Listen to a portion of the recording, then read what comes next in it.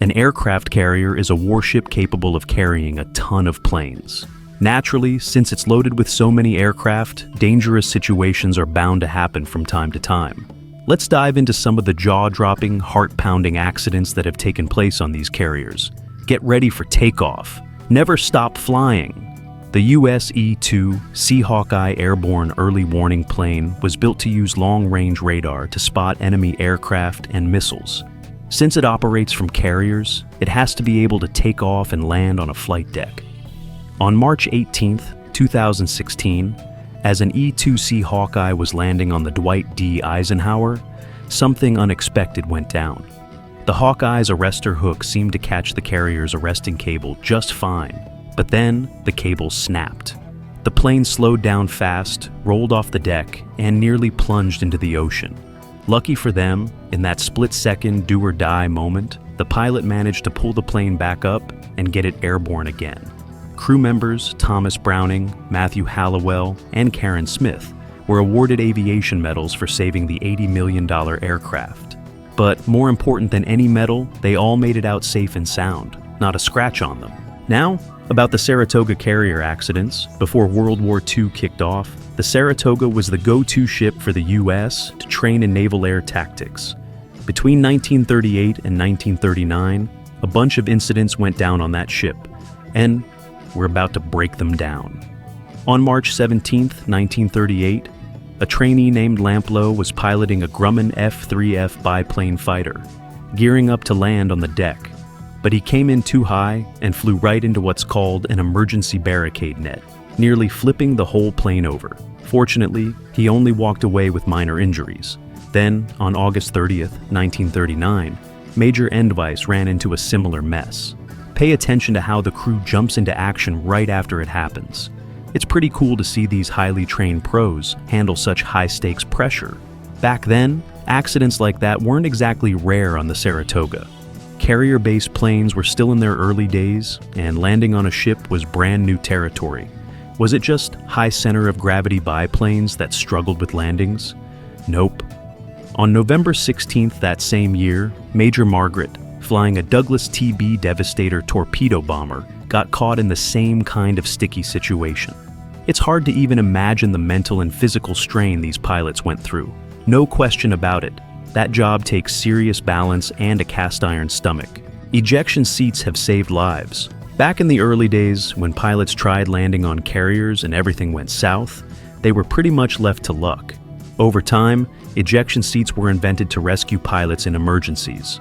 Just look at what happened on May 9, 1970, and you'll see how clutch they are. An A-7B Corsair II didn't stick its landing on the Ranger carrier and rolled off the deck. But the pilot pulled off an emergency move and got out of trouble thanks to that seat. Here's something to chew on. The arresting cables that hook onto planes have to pass strict quality checks before they're used, but even then, they can fail. On September 11, 2003, that exact thing happened.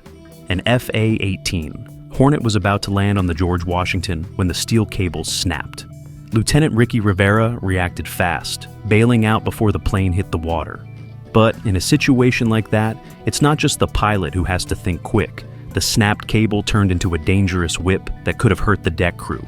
One guy's lightning-fast reflexes were unreal. He jumped over the cable, then hopped back again. Insane. Not everyone's that cautious or has reflexes that sharp, though.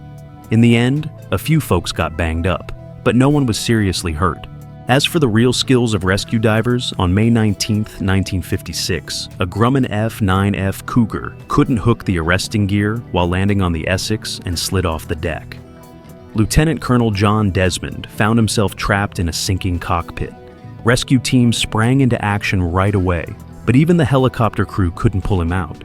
That's when the divers stepped up to show their true grit.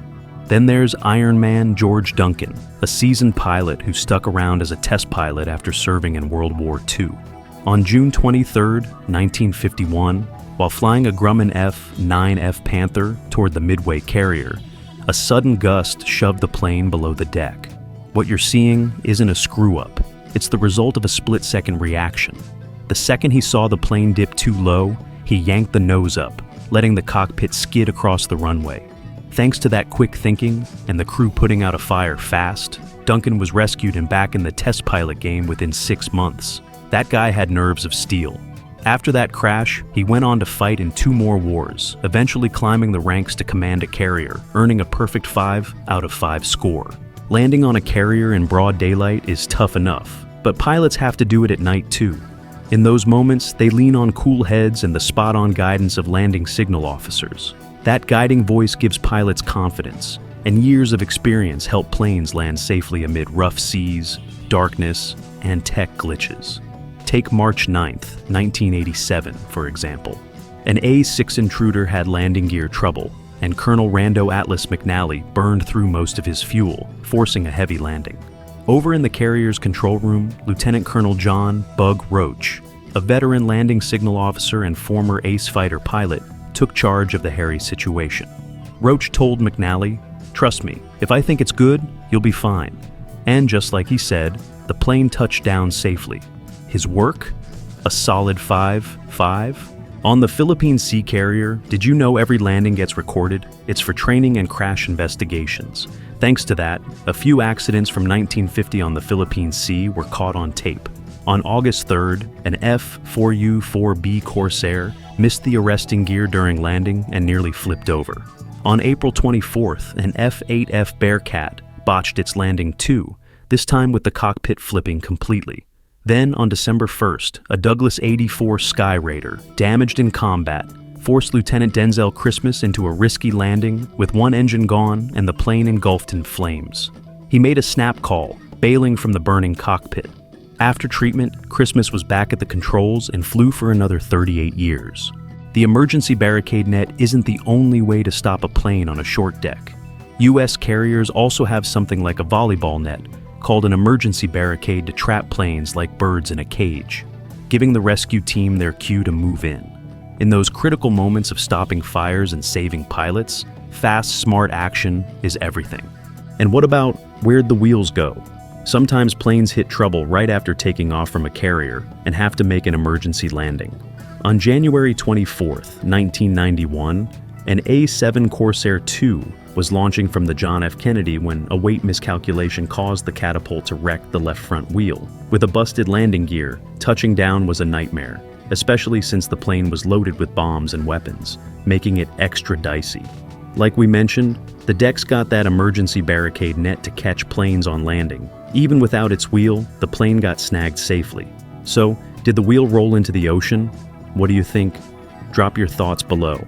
That's all for this deep dive into the thrilling, edge-of-your-seat world of aircraft carrier accidents. From near misses to incredible saves, these stories remind us just how gutsy and skilled those pilots and crews really are. Thanks for sticking with us to the end. Don't forget to like, subscribe, and drop your thoughts in the comments. What's the craziest aviation tale you've got? Let's hear it.